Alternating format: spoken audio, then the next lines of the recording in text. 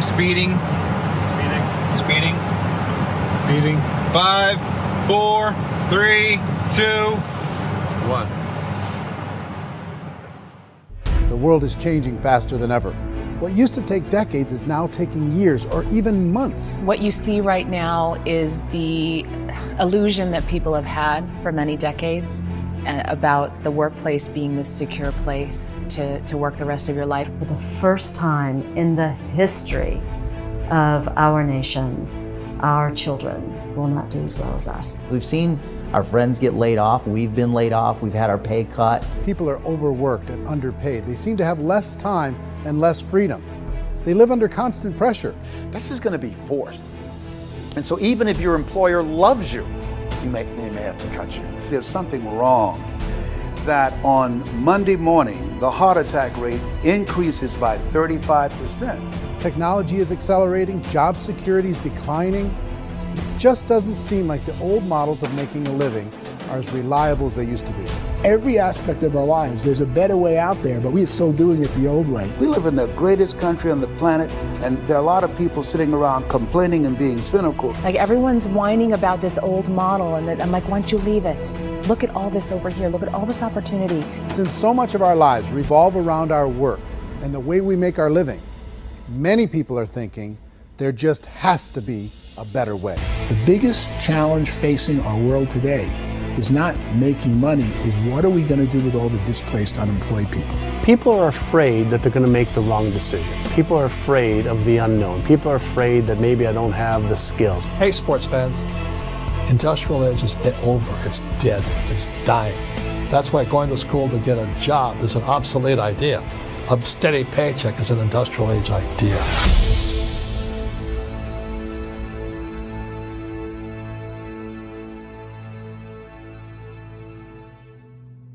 It's the search for answers that has brought us here together today. My name is Eric Worre, and for almost 30 years I've been an entrepreneur, struggling at times, but ultimately succeeding. As a best-selling author, speaker, and business owner, I've spent my entire career helping millions of people around the world to become entrepreneurs. And I believe strongly that there is, in fact, a better way when it comes to how we make a living. The career landscape has changed dramatically, and many are still working in a model that is completely out of date. What worked for previous generations isn't working as well for people today. In this film, we're going to explore 3 important questions. First, what's really going on in our working world today? Second, in this new economy, is it better to become an entrepreneur, or is it safer to work for someone else? And third, if a person decides to become an entrepreneur and start their own business, how can they do it without taking on massive risk? To help in this journey, I've brought together some of the greatest experts and thought leaders in the field of entrepreneurship to share the real facts with you. My intention is to give you new information that will allow you to make choices that are not limited by an old, outdated model. Let's start by understanding what's going on in our working world today.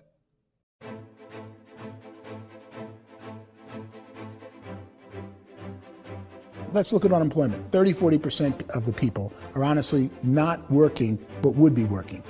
What our government does is if you haven't found a job in 6 months, we don't call you unemployed. We pretend you dropped out of the labor force. I've often said that unemployment, particularly structural unemployment, that's unemployment due to technological changes, is the first sign of economic growth. Think of it, 10 people live on an island. They go out every day and fish. One day, new technology shows up. A missionary brings them a net.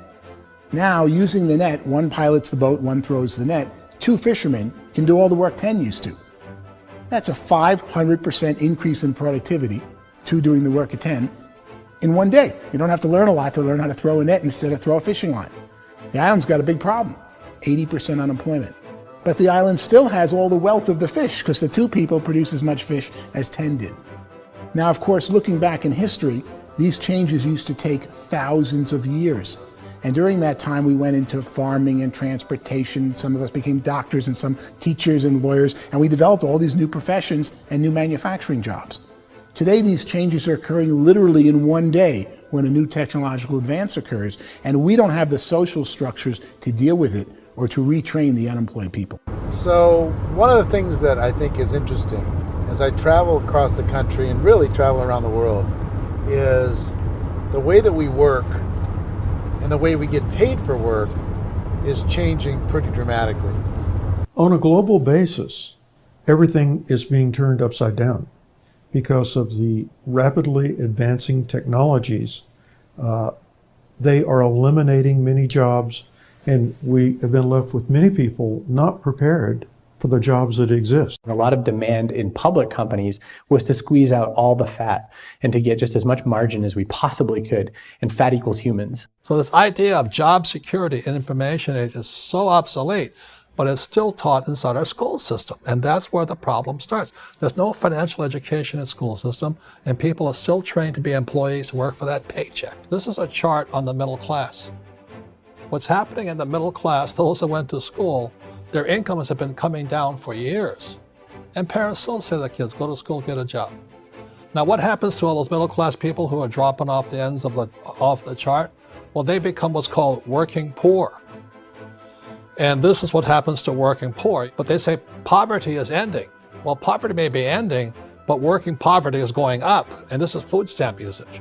So food stamp usage in America is going through the roof right now, because people cannot earn what they call a living wage. Most people have experienced financial pressures that I think are probably greater than they have been in the past. If you're not working for yourself, then it's going to be a pretty hard road for a lot of people. Today, if you're going to control your future, the 40-40 plan is gone, where you can graduate from college and get a job and work for 40 hours a week for 40 years. That day is gone. So some of these charts actually tell you what's going on. And this is a really interesting one. You know, people are going back to school because if I go back to school, I'll get a nice job. But this is what's happening to, it's called Sallie Mae, which is the student loan guys. Student loan is going through the roof. It's now over $1 trillion, and student loan debt is worse than credit card debt. So when people stopped using credit card, the government got people into student loan debt. And the problem with student loan debt is you can never be forgiven. See, with credit card debt, you can declare bankruptcy and all's forgiven. But student loan debt, you can declare bankruptcy, you still owe it.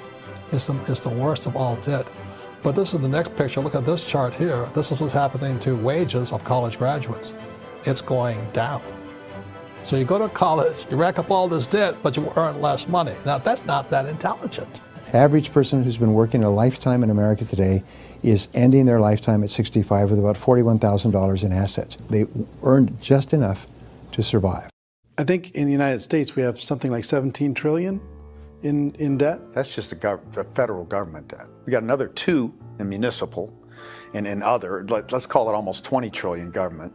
We've got 40 trillion in private debt. That comes up to close to 60 trillion. When you then add something we never had before, what you were talking about, when we look at the unfunded portion of Social Security and primarily Medicare, Medicaid, that at the most conservative estimates from outside firms, Kleiner Perkins, 67 trillion and growing.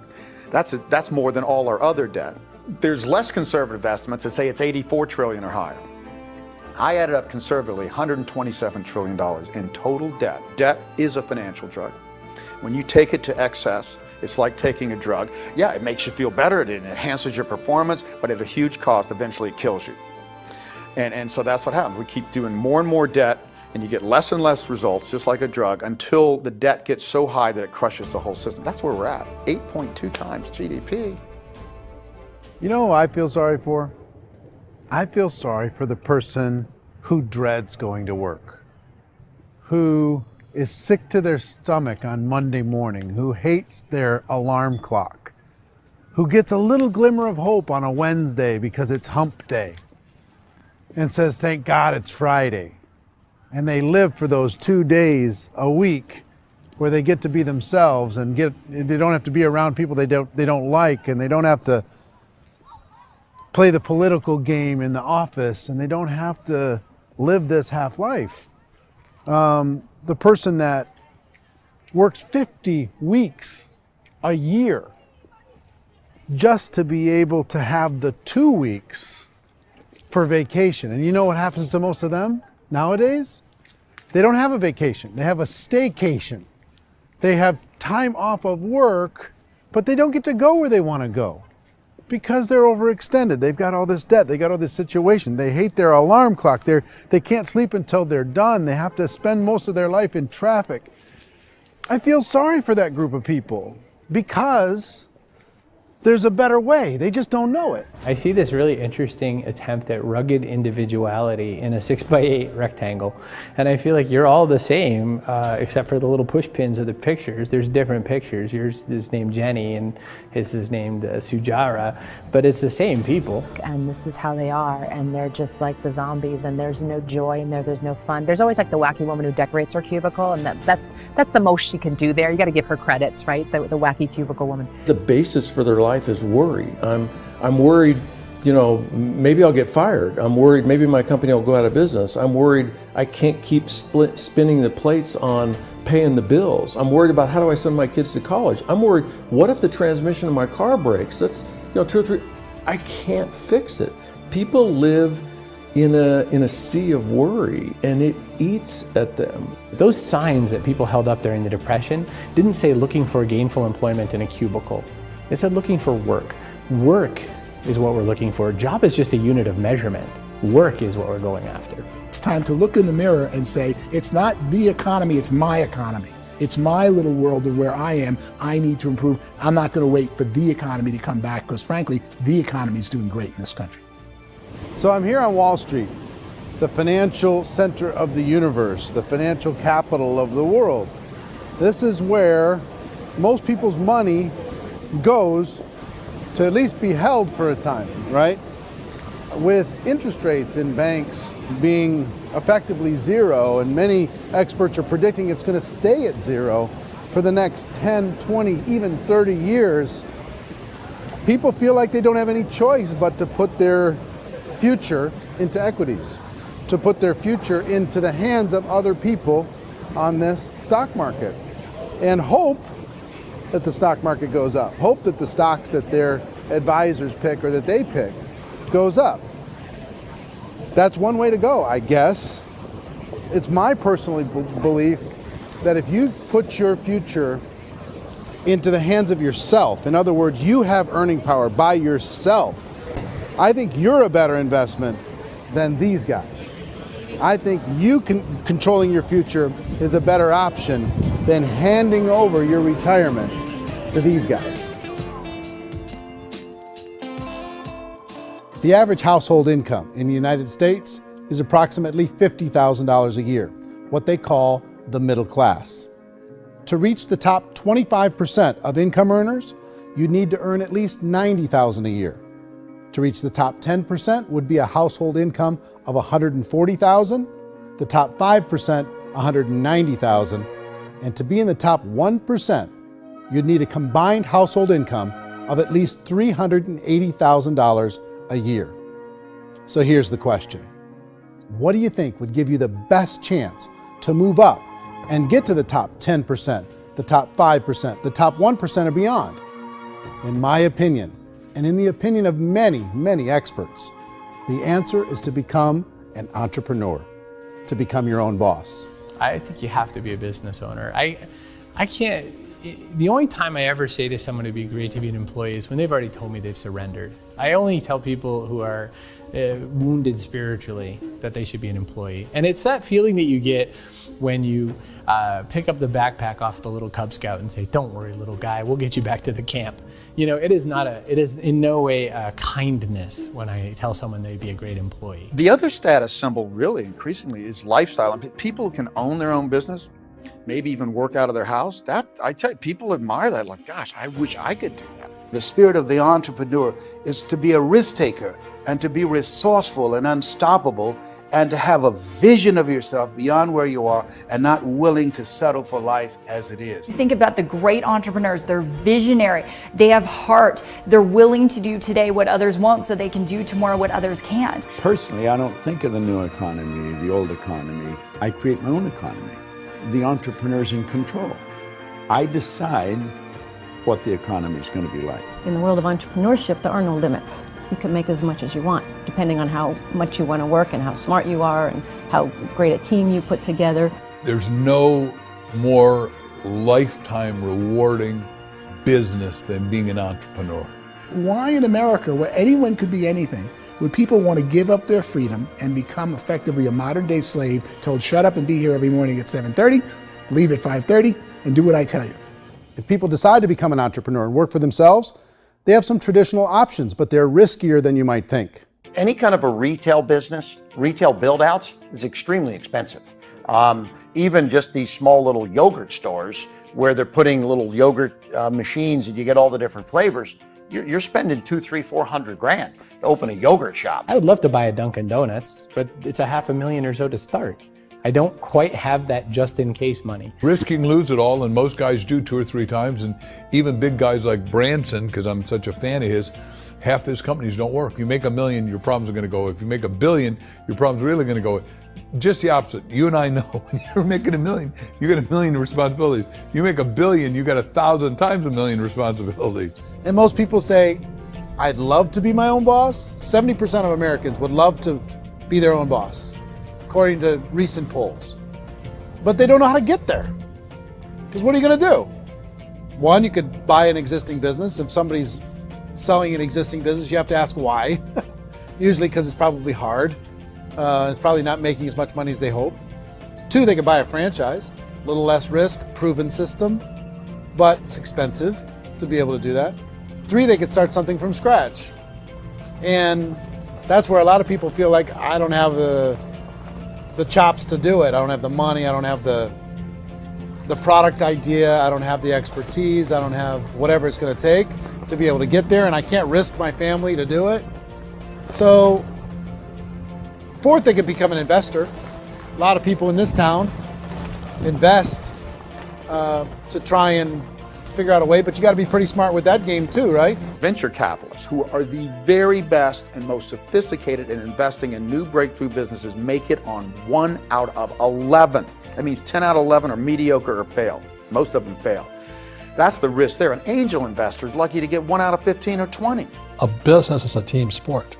Like, I have to have accountants, I have to have engineers, I have to have system designers, I have to have sales, marketing, I have to have accounting, I have to have mission statements, I have to have legal and all that. The average Joe Schmo, even me, I go out there, I don't have the skills to put a business together. I think the bottom line for the 4 traditional options is they take money, sometimes a lot of it. They take expertise, and they take time.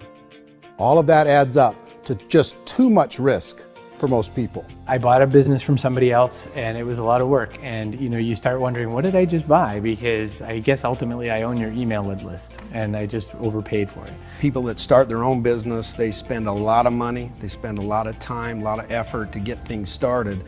And the more you invest on the upfront, the harder you typically work at it. I can tell you what the success rate is of a restaurant. What is it? They're crazy enough.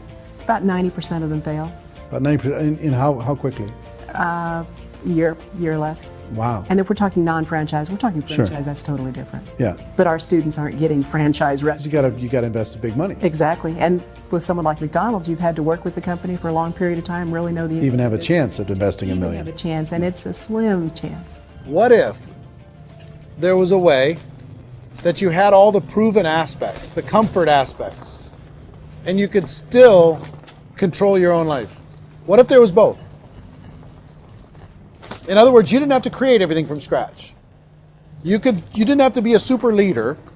All you had to do, what if there was a proven product already? You didn't have to create the product. And there's a proven system already, proven training already. Everything except an employer. That was the only thing that you didn't have. Do you think more people would be open to working for themselves in that environment?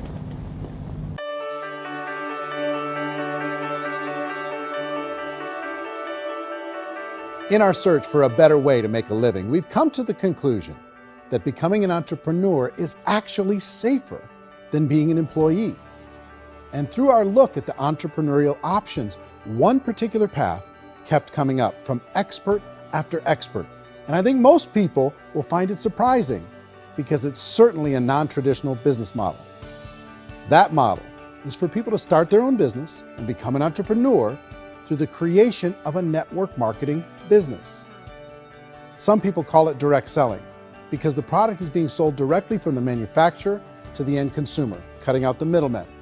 Other people call it multi-level marketing, or MLM, because there are multiple levels of commissions paid. The most common term today is network marketing, because network marketing best describes using a large group of independent distributors, independent entrepreneurs, to move a product or service more efficiently.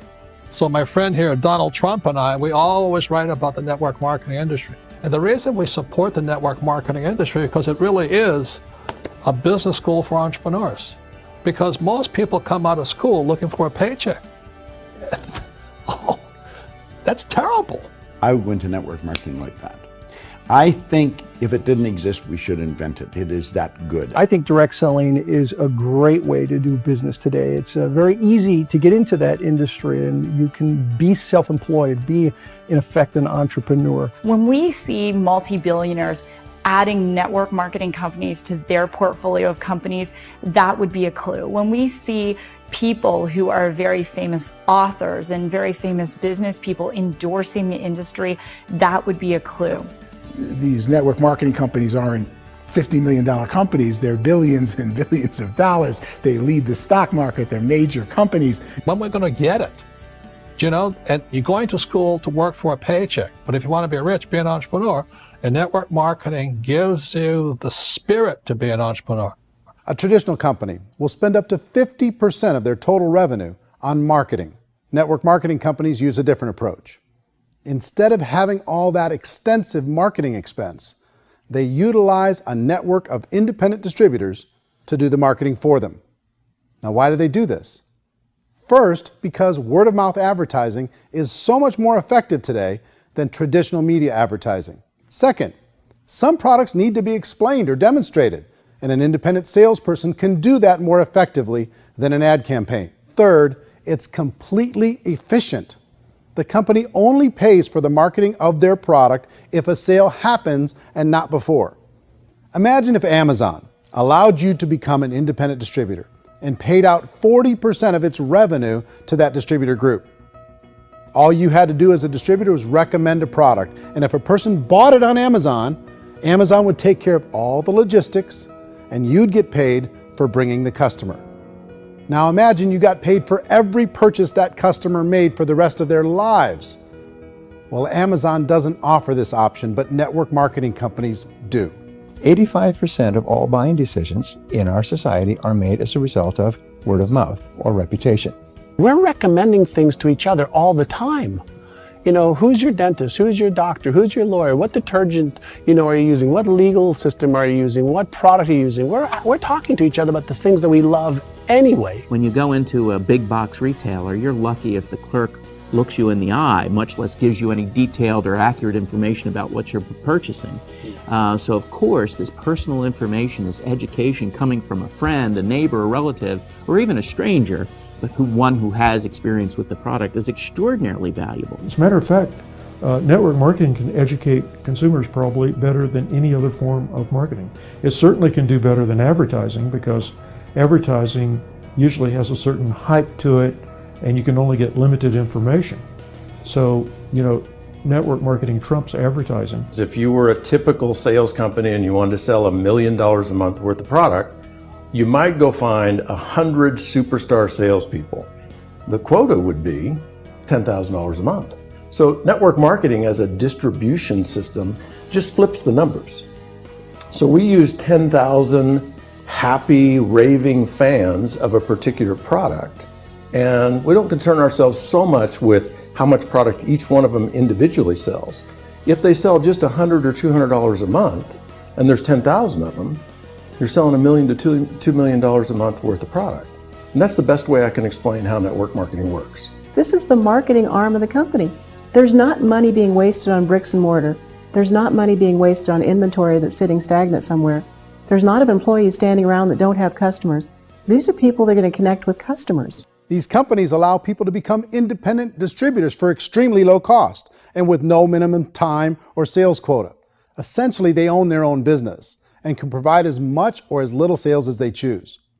In other words, the distributor gets all the benefits of traditional business ownership without the risk. The advantage of network marketing is the ease of entry, the low risk, and the low startup cost, because almost everything else has very high risk. You can get in for a minimal investment. You're buying into a system that's already been proven, products or services that have been proven to work. The keys to network marketing is providing an opportunity for the masses to get involved, providing an opportunity for the average person who doesn't have the resources to start their own business.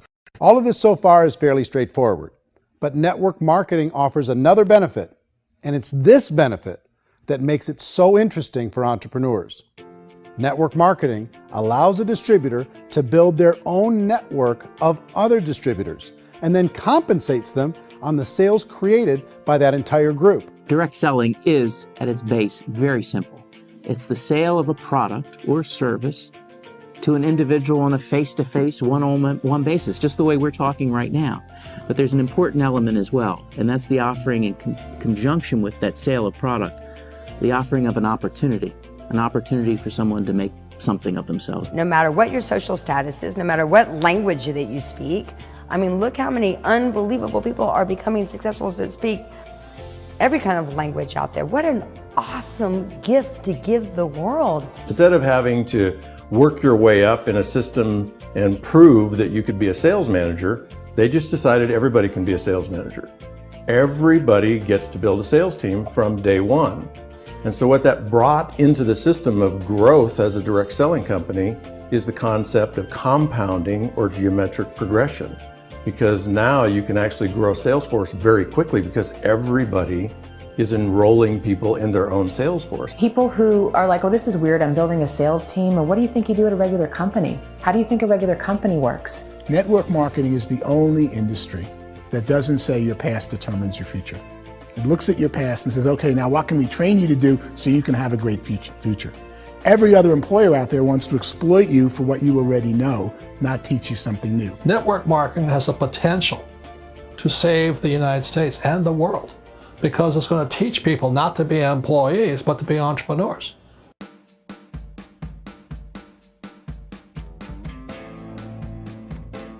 According to the Direct Selling Association, if you add up all the network marketing companies around the world, they combine to do over $178 billion a year in retail sales. To give you an idea of how big that really is, the NFL, the National Football League, does approximately $9 billion a year.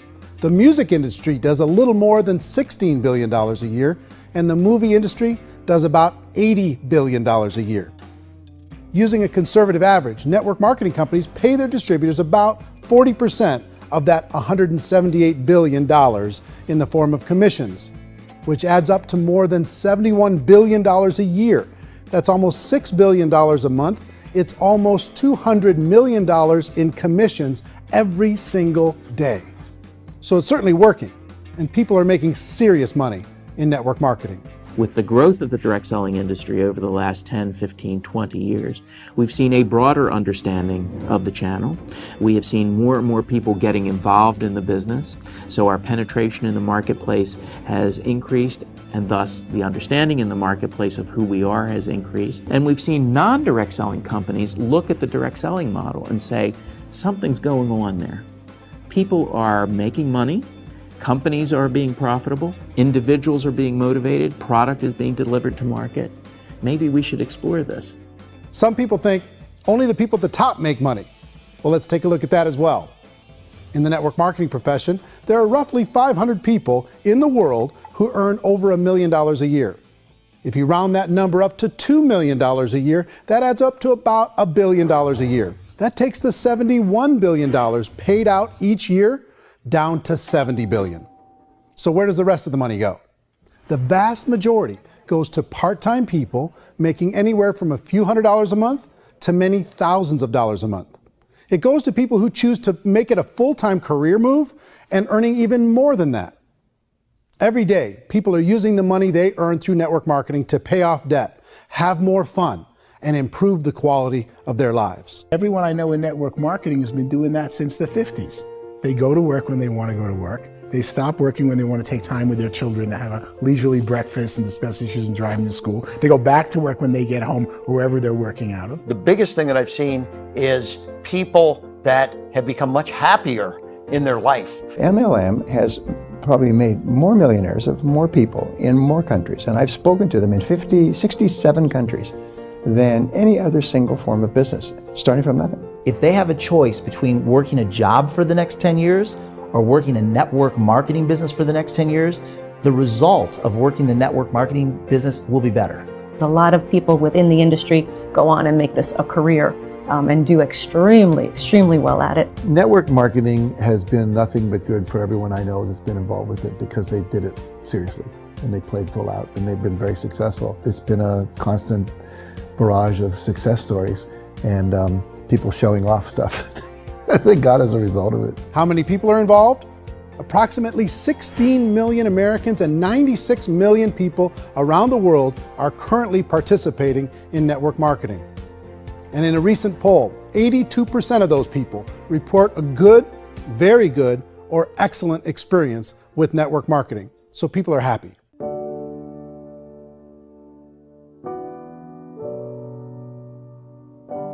So I've taken a look at the network marketing profession and really tried to understand why so many people are confused as to the validity of this as a business.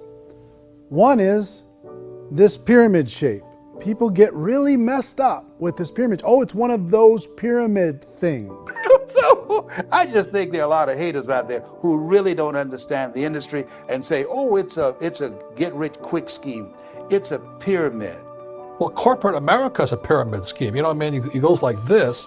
You have thousands of MBAs, let's say working for Ford or General Motors or Coca-Cola. If all these MBAs, they're all trying to get to here, that's a pyramid. Only one guy's going to make it. Every 10 years, one's going to make it. Whereas you look at network marketing, it's like this. So you're here, and your job is to develop other CEOs coming up behind you. So it's an inverse pyramid. In network marketing, it's a very simple concept. If you sell product, you get paid. It is paid based on production. There is no first mover's advantage.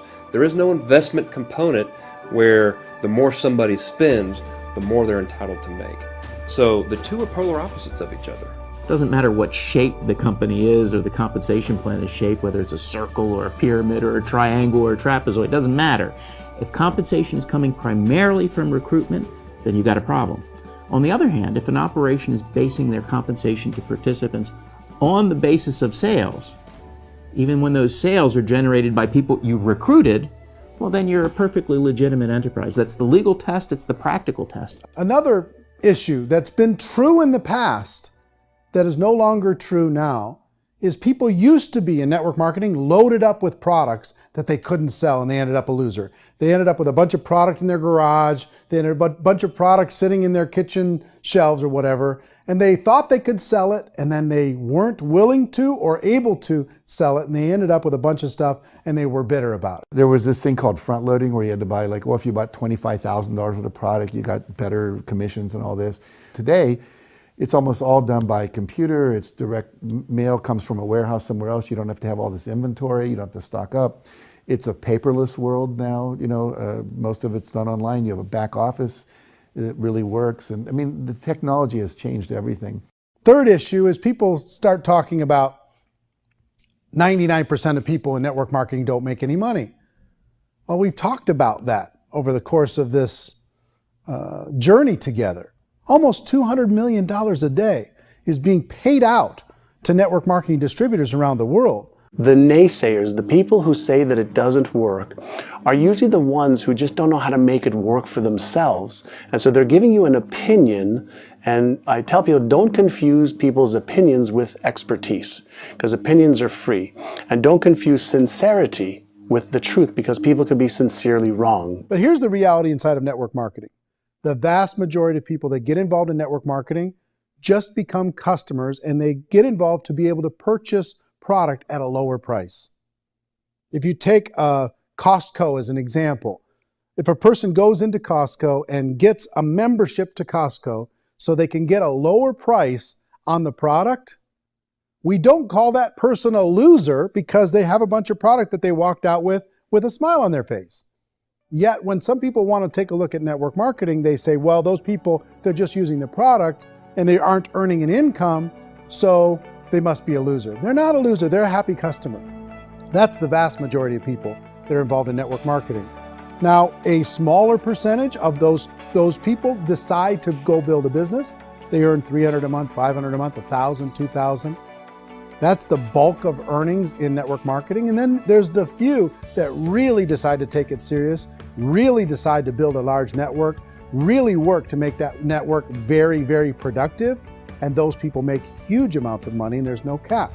What I do as an outside economist, just somebody looking at this industry like any other industry I speak and say, look, what's the realities of this? 1% do incredibly well. 10% generate some additional income at pretty low risk and effort. That's not, and 90% of people roughly end up customers. One thing that I think is real when it comes to people's perceptions about network marketing is people put this, and distributors, I think, involved in network marketing have some responsibility for this. They have sometimes unrealistic claims about the product or about the income. Most people who become distributors, they want the money, they want to be successful, but they don't have the skills. They don't know what to do. And when people don't know what to do and they're in a new business, they're scared. And when they're scared, they panic and desperation kind of sets in. So they think everyone they talk to has to get in. So if I talk to you and you say, well, no, I don't have time to do that, they're like, no, I need you. You have to do this or I won't be successful. So I start clawing on you. I start that desperation. So then I start making claims about the product, which are not appropriate, probably not even true. Or I start saying, oh, let me show you how you can make all this money and you don't have to do anything, Eric. And so you just totally misrepresent the opportunity, and you're clingy with people because you think you need everybody to be successful, and you don't. You know, one of the messages that I try to deliver most forcefully to companies as well as salespeople in direct selling is that you don't have to overpromise. The reality is in network marketing, there's a lot of hard work involved. There's a lot of effort. You're going to have to develop yourself. It's a business like anything else. It's going to take some time, but in my opinion, it's better.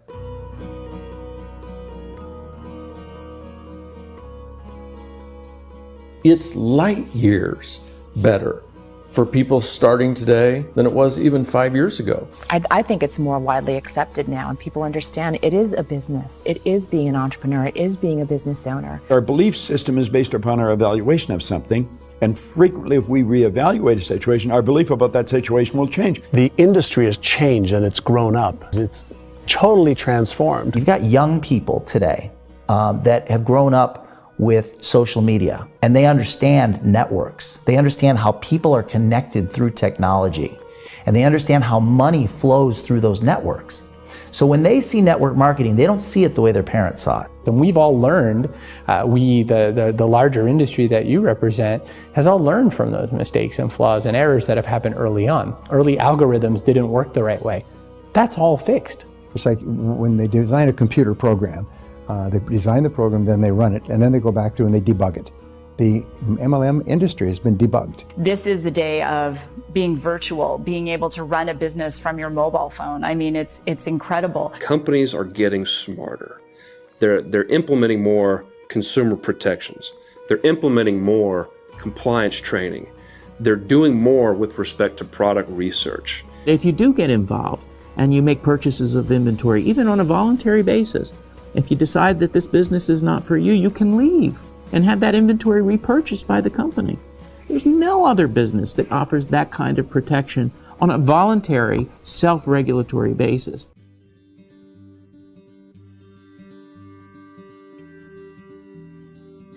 If you decide to look further into a network marketing business in order to generate more cash flow for your family, I would recommend reviewing the following 4 elements. First is the product or service. And on the product or service, I would ask 5 important questions. 1, do you like it? Is it something you would feel comfortable sharing with others? 2, is there a recognized need in the marketplace? It's hard to create a need if one isn't naturally there. 3rd, does the product meet that need? Does it solve a legitimate problem for consumers?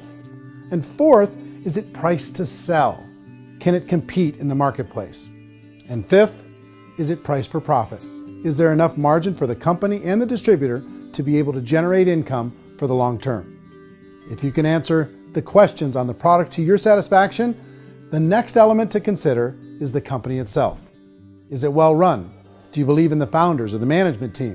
Do you feel they have what it takes to go all the way? See, it doesn't matter how good the product is if the management can't take care of the company. Good management can change with the times. They can handle adversity. They can make good decisions. Make sure you choose a company that can serve you for a long time. The third element to consider is the compensation plan. And with that, there are 3 important things to look at. First, a brand new person needs to be able to generate some money fairly quickly. It may be an obvious reason, but you can probably imagine the ripple effect of a distributor getting involved and having even a small victory fast. That can only help with the overall success of the organization. Second, a person should be able to develop a moderate part-time income in a reasonable period of time. As they develop their network and as their sales grow, they should be able to enjoy more benefits. And third, for the people who are really serious, for those who decide to really go pro in the network marketing profession, there should be the possibility to make a serious full-time income if they work hard and are committed to developing their skills. If you're comfortable with the product, the company, and the compensation plan, the last thing you should look at is the support that will be made available to you. Does the company have a website? Does it have a solid online reporting tool? Do they have comprehensive training available? Do they host events to help you build your business? If you decide to do this, what kind of a support system can you plug into? Choosing a network marketing company is a personal decision. But evaluating the 4 elements of product, company, compensation plan, and support is a great place to start. Is the company promising that you're going to get rich quick or that you can make a lot of money without a lot of effort? That's a red flag. Is there a product that you really believe in that you think can be sold? Or are you being told by salespeople or the person who's trying to recruit you or by the company itself that don't worry about the product, all you have to do is recruit other people into the business? Red flag, warning sign. If you're hearing that, take a second or even a third look. Get to know the customers, the products, the business, have some success, and see where the opportunities might take you to move up in the organization. You want to find out how concerned are they about my education, my training, and my development? Is there a space for me to grow? Most important question. Learn everything that you can about the product. Make sure it's something that you believe in, and learn everything you can about the industry and work that system. You have to be very passionate about whatever that company is doing. I would get involved. You can always test drive anything, the product, the service, the community, and then lean into it a bit. If it feels good, then lean into it a lot. Behind me is the Lincoln Memorial. And this is a place where Martin Luther King Jr. had his famous "I Have a Dream" speech. And at that speech, he talked about his dream for equality for everyone around the world, and that's a noble dream. But I think more people need to remember what it was like when they were kids and the dream was still alive in them. Before it got beaten out of them by reality, by this paycheck, by these responsibilities, and by having to live for this job to pay the bills. I think people need to remember that, go back to that. Once they know that there's a better way, I think their future is going to be much brighter. They can live a better life.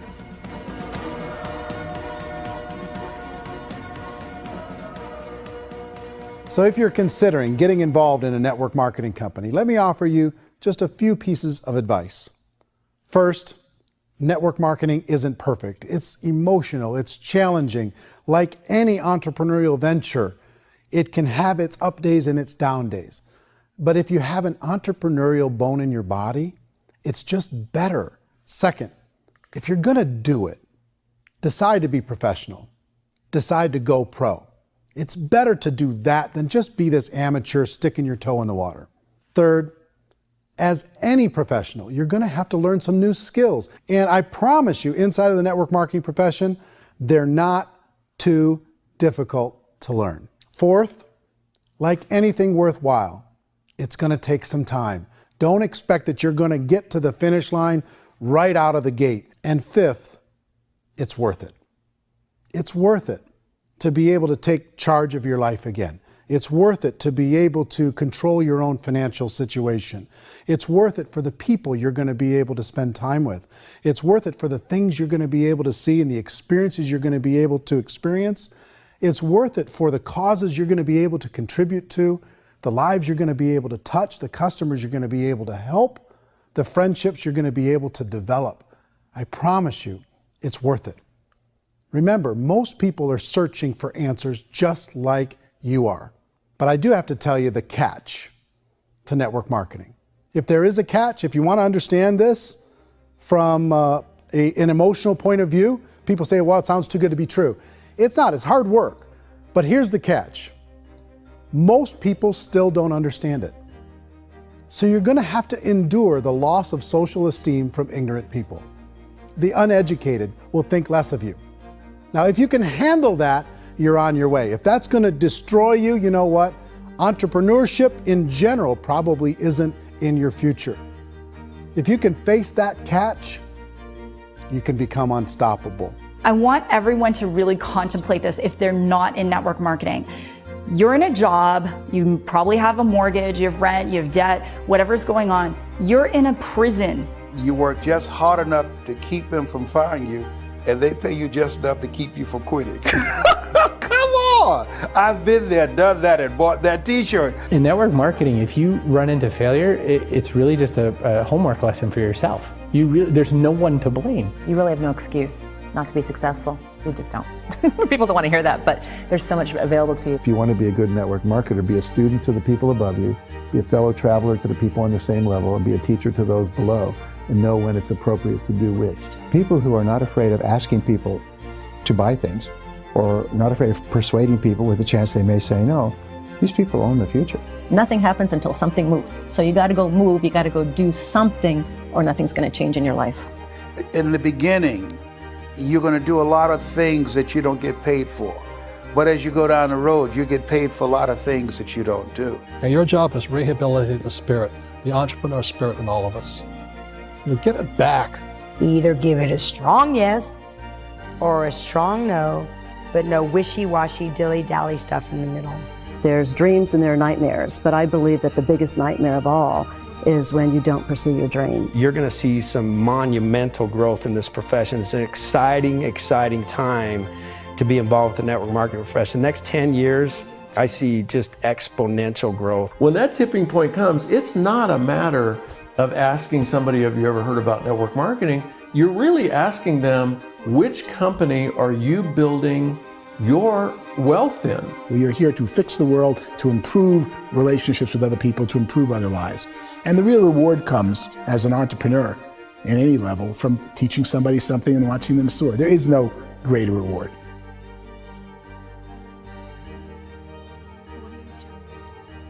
Life's too short to spend it living someone else's dream instead of your own. It's too short to spend it living at a fraction of your potential. Can being an entrepreneur be a challenge at times? Sure. But here's what you get in exchange. It can be yours. Something that you built, something that you created, something that you made happen. This balloon represents your dream. It represents entrepreneurship. My wish for all of you is that you would reach out and grab it. The choice is up to you.